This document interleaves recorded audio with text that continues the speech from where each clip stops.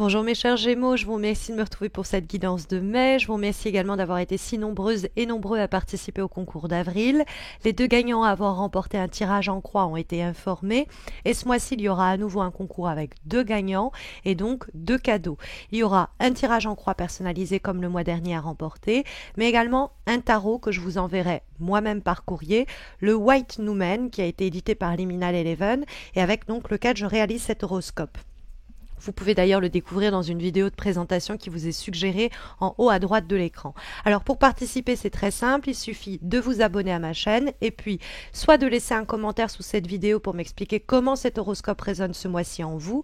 Un de ces commentaires sera sélectionné et remportera un des 2 cadeaux, ou alors vous indiquez en commentaire de cette vidéo le réseau social, Facebook ou Instagram, sur lequel vous me suivez ainsi que votre pseudo sur ce réseau social, et un commentaire sera également sélectionné pour remporter l'autre cadeau.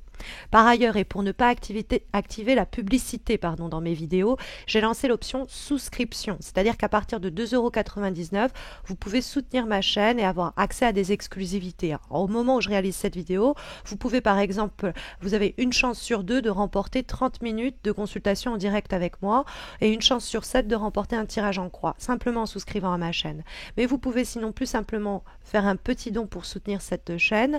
Vous avez les liens et les informations complémentaires en description de cette vidéo. Et je me permets enfin de vous signaler que j'ai sorti il y a quelques jours une vidéo complètement différente de ce que je fais d'habitude et qui porte sur Beltane et les célébrations du 1er mai. N'hésitez pas à la regarder et à me faire un retour à ce sujet. Voilà, recentrons-nous à présent autour des énergies de ce mois de mai, avec comme lame dans les éléments positifs le cavalier d'épée. Cette carte du cavalier d'épée, ma foi, mes chers Gémeaux, elle peut très clairement vous représenter puisque c'est un signe d'air que le cavalier d'épée va représenter et symboliser, et que c'est le cas des Gémeaux, mais également des balances et des verseaux. Alors, c'est pas impossible, effectivement, que vous ayez quelqu'un du signe balance, verseau ou un autre Gémeaux qui pourrait faire irruption dans votre vie au cours du mois de mai et avec qui les choses pourraient très vite s'emballer et tout s'accélérer. Ça peut être pour un projet professionnel, ça peut être une relation amicale qui démarre sur des chapeaux de roue et qui vous promet de belles années à venir. Ça peut être une relation amoureuse, ça peut être un boulot, bref. Mais ce cavalier d'épée, ça peut être également vous.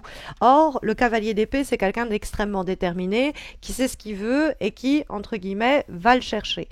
Donc, ce cavalier d'épée-là, il peut être très simplement là pour vous encourager au cours des prochaines semaines à suivre votre idée, à suivre votre intuition, à être déterminé dans un but, vraiment vous avez un dessein, vous avez un désir et donc vous allez faire ce qu'il faut pour l'accomplir. Ça peut être des voyages, des déplacements que la carte peut signaler.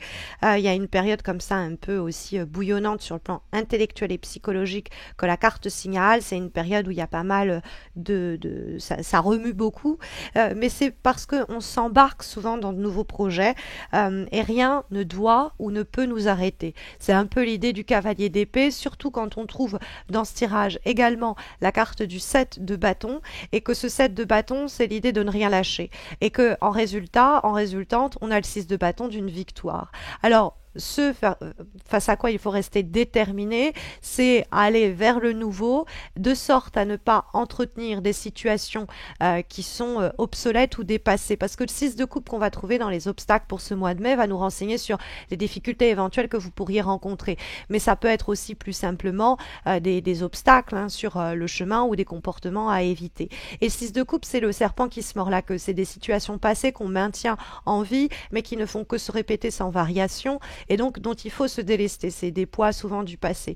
Et donc quand on voit le 7 de bâton qui nous dit bon bah voilà, il va falloir se battre et tenir sa position pour un objectif que le cavalier d'épée va aller chercher et qui a une réussite à la clé. En plus c'est un 6 de bâton qui entre en résonance avec le 6 de coupe. Il y a une victoire sur peut-être une forme de ritournelle, quelque chose qui était en train de se mettre en place ou qui s'était mis en place et qu'il va falloir évacuer. Parce que voilà, ce cavalier de bâton, il faut le signaler, ce cavalier d'épée, pardon, c'est une idée possible qui doit vous emporter ailleurs, hein. Et donc c'est pour ça que je vous parlais de déplacement éventuel, mais ça peut être de nouvelles émotions qui arrivent au galop comme ça, et une nouvelle envie, et quelque chose de bouillonnant, un désir.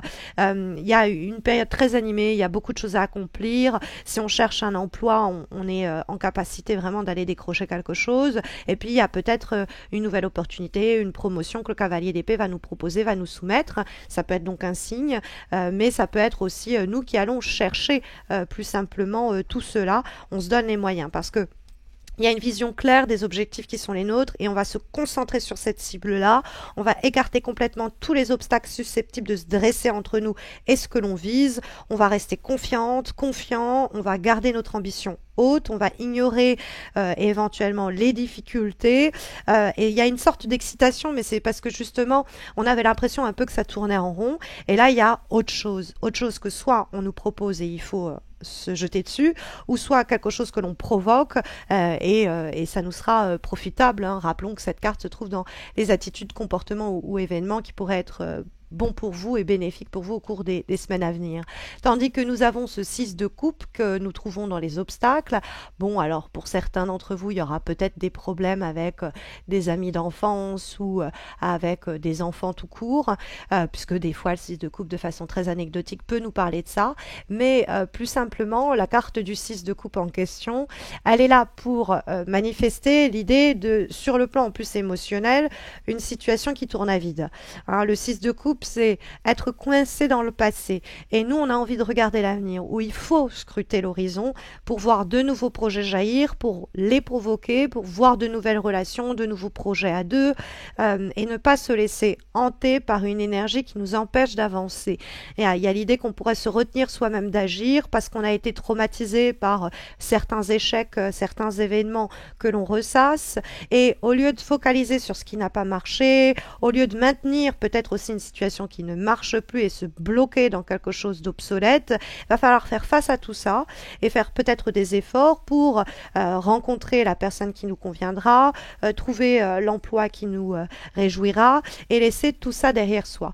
Hein, parce qu'avec la carte du 6 de coupe, on nous encourage vivement à ne plus s'accrocher à des situations, des relations, une ritournelle, une monotonie, une routine qui nuit à notre capacité d'habiter pleinement le présent et à faire des projets même d'avenir. Donc il y a peut-être aussi de mauvais souvenirs, il y a peut-être des choses qui sont encore là et qui persistent et dont on va arriver justement à se défaire, que le 6 de coupe nous signale. Parce que en guise de vibration, je vous en parlais tout à l'heure, nous avons le 7 de bâton qui va rentrer en discussion du fait que c'est la vibration avec la carte qui fait office de direction, mais d'autant plus que c'est le 7 de bâton et que nous trouvons là le 6 de bâton. Ça fait pas mal. Et donc le 7 de bâton, on voit ces deux personnes s'affronter, se confronter, c'est une bastonnade, il n'y a rien à craindre, il n'y a pas de mise à mort, c'est l'idée d'affronter peut-être des points de vue quelquefois bien différents, ou oser, si vous voulez, battre le fer tant qu'il est encore chaud et s'élancer dans des situations quelquefois un peu compétitives et arriver toutefois quand même à s'affirmer. Hein, parce que la carte du 7 de bâton en termes de vibration, oui il y a de l'adversité, oui il y a des aléas, oui il y a des obstacles, mais quand on voit qu'elle dialogue avec le 6 de bâton, tout cela peut être surmonté, mais tout va reposer sur notre force d'action, notre détermination. Et le 7 de bâton, il va entrer en résonance avec le cavalier de coupe dans l'éventuelle idée de déplacement. Hein, il peut avoir cette idée que pour atteindre nos objectifs, il va falloir bien se mouvoir sur un plan physique. Mais c'est l'idée de lutter de façon plus générale pour soi, pour son indépendance, pour sa liberté, pour amener un projet là où on veut qu'il arrive. C'est une carte de persévérance qui nous permet de remporter certains challenges. Et c'est aussi parce qu'on arrive à s'imposer, parce qu'on arrive à s'affirmer. Il y a des obstacles. Les obstacles, c'est peut-être des personnes, c'est peut-être des situations qu'on nous met un peu comme des bâtons dans les roues, et ça peut être des négociations, mais même quand c'est difficile, même quand on est face à des gens qui savent ce qu'ils veulent, et ben nous aussi on va rester droit dans nos bottes, on va rester déterminé, on va défendre notre pensée, défendre notre projet, défendre notre désir, plus simplement que le 7 de bâton va indiquer.